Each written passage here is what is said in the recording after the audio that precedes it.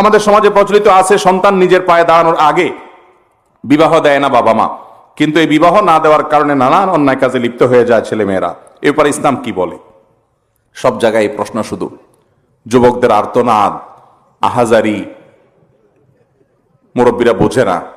আল্লাহ তাআলা আমাদের চাচা জেঠাদেরকে, মুরব্বীদেরকে হেদায়েত দান করুন, যুবকদের কষ্টগুলো যেন তারা বুঝে সেই তৌফিক দান করুন।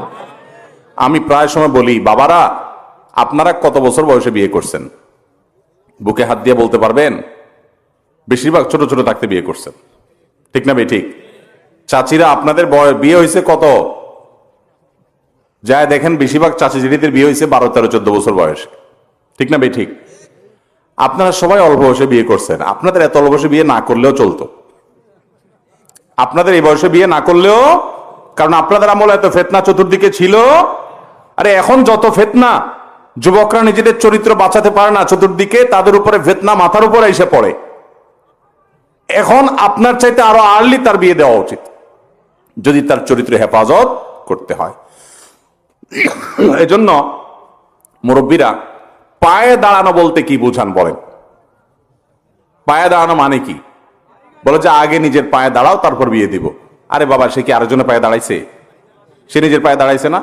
এই পায়ে দাঁড়ানো মানে হলো গাড়ি বাড়ি করো, লাখ লাখ টাকা কামাই করো। ভালো করে শুনে রাখেন, স্ত্রীর মহারণা দেওয়া এবং কোনো মতে স্ত্রীর ডাল ভাত জোগাড় করার যদি ক্ষমতা থাকে, তাহলে সেই সন্তানকে চরিত্র হেফাজতের জন্য সে বিয়ের উপযুক্ত হলে বিলম্ব না করে তাকে বিবাহ দেওয়াটা অভিভাবকের কর্তব্য।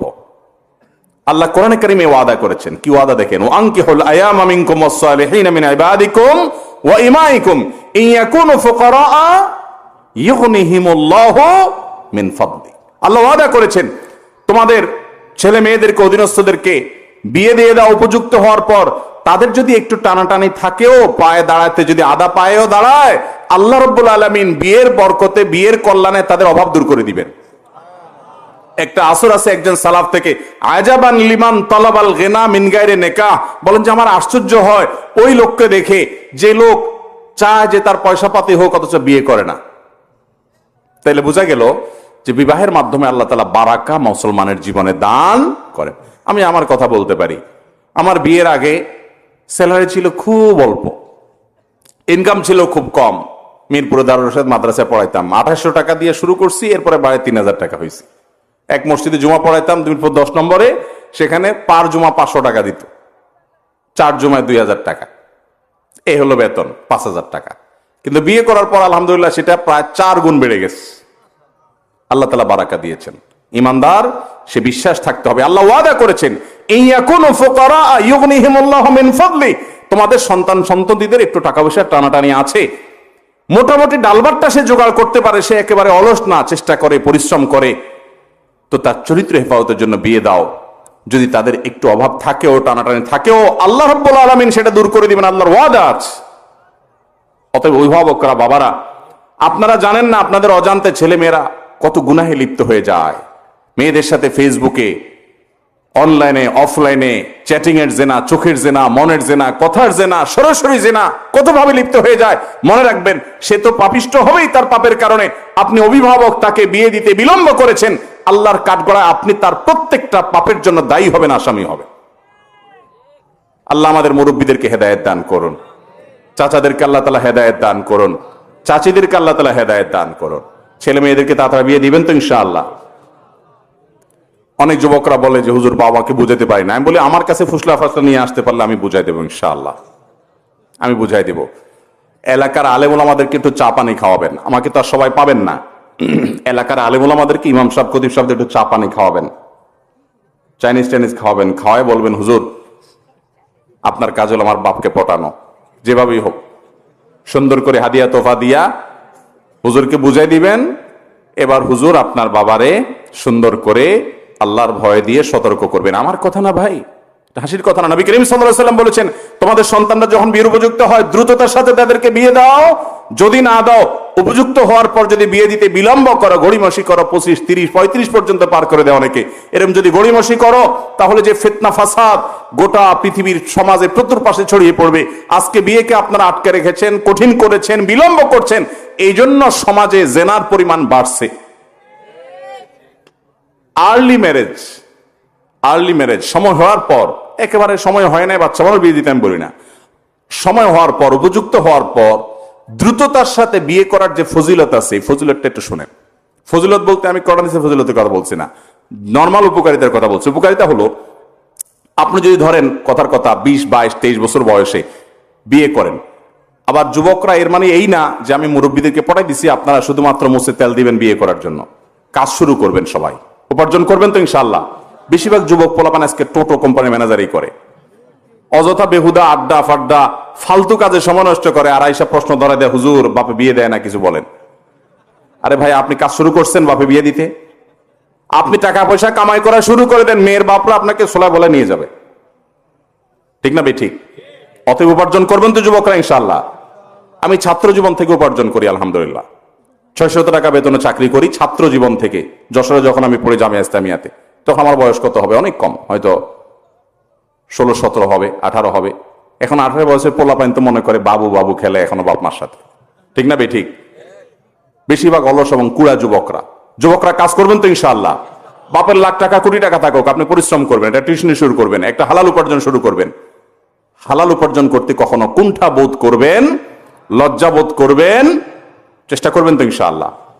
তো যেটা বলছিলাম, আর্লি বিয়ে হলে কি লাভ হয়? ধরুন আপনার 22 বছর বয়সে আপনি উপার্জন শুরু করছেন, ডাল ভাতের ব্যবস্থা করতে পেরেছেন, বাবা মাকে বোঝা বিয়ে শাদী করতে পেরেছেন। আল্লাহ তাআলা আপনাকে একটা যদি সন্তান দেয়, 25 বছর বয়সে আপনি বাপ হয়ে গেলেন।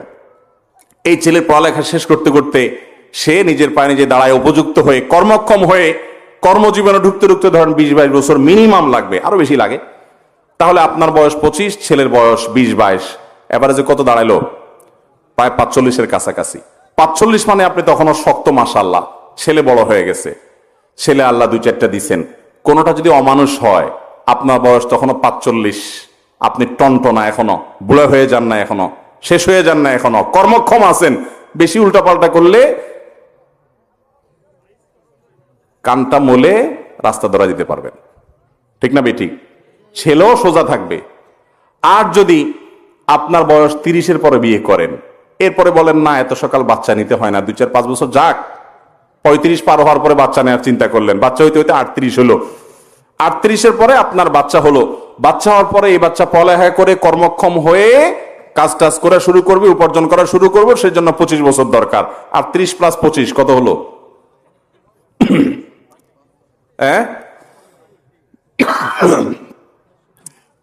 60-এর বেশি প্রায়, না? 63-65 বছর বয়স হওয়া মানে তো আপনি শেষ। ঠিক না ভাই? ঠিক।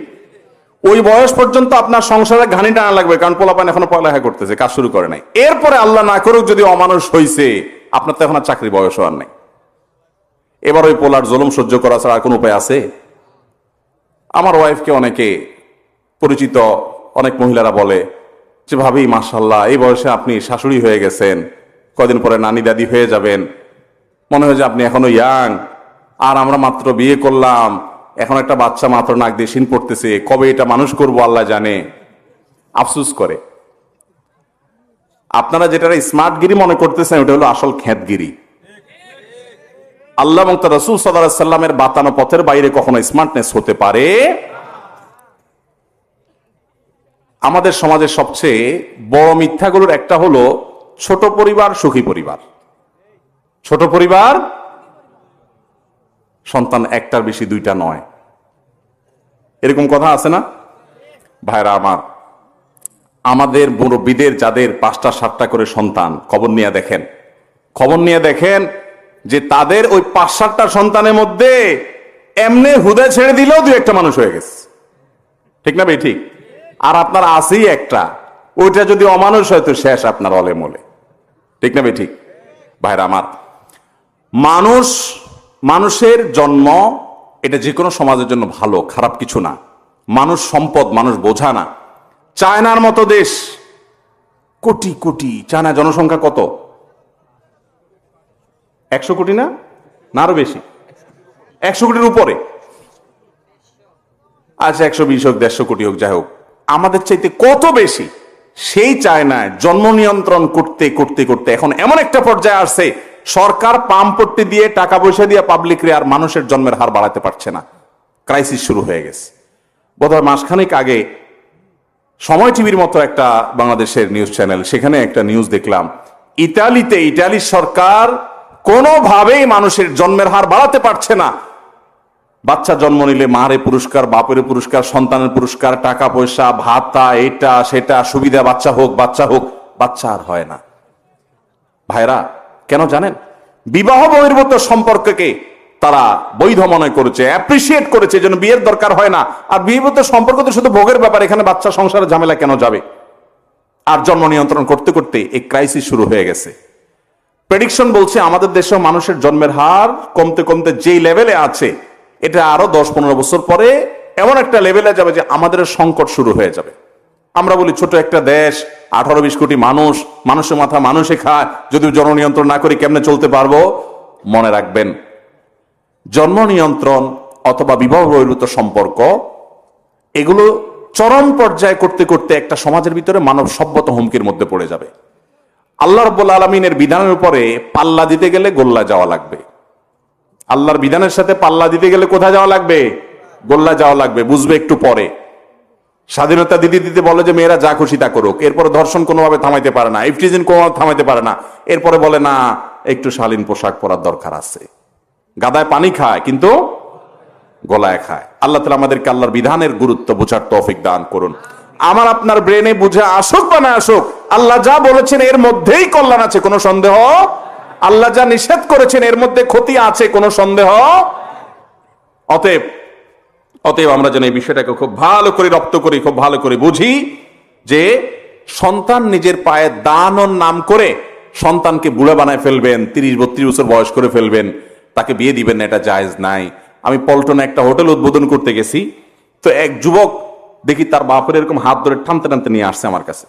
আয়সা বলে, হুজুর আপনার বহুদিন খুঁজছি, আজকে কেমনে কেমনে সামনে পেয়ে গেছি, এই যে আমার বাপ বিয়ে দেয় না আমারে, বলেন কিছু। আমি তো তাজ্জব হয়ে গেলাম যে এটা কি, ডাইরেক্ট বাপের হাত ধরে ব্যাপারটা নিয়ে আসছে। বলে আমার বাপের একটু ধরেন আপনি।